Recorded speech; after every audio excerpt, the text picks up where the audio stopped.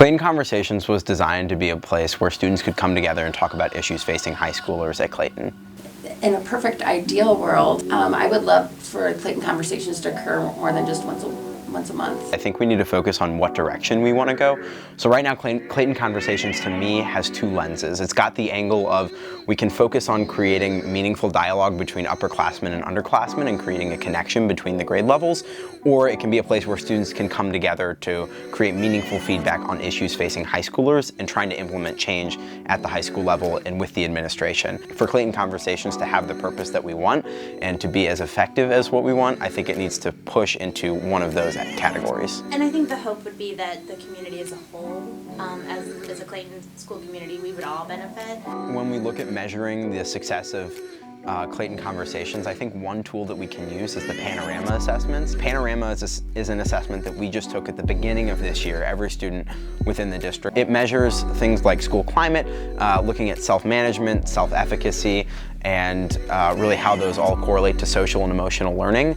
And I think that if we look at the high school data again when we take this test, I think that Clayton Conversations could have a meaningful impact on our Panorama assessments because we're working on community building, which has a lot to do with social and emotional learning. We as adults, we think, oh, we know what's going on and here's how we can help you. Would you agree with that? Yes. And but students are really the people we should be asking is, can you tell me what's going on? We need to figure out why something's not working.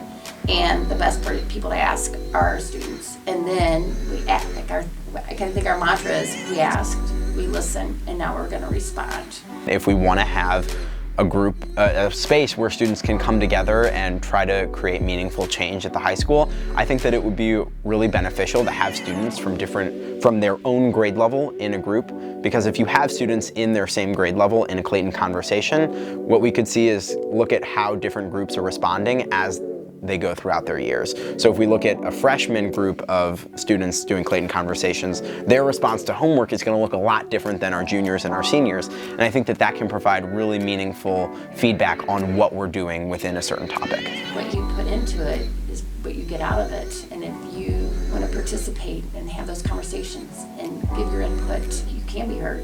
I think that Clayton Conversations does have some room to grow when we think about what it can be and how it can help students. We've had 4. We very much are in the infant stage of what this will look like.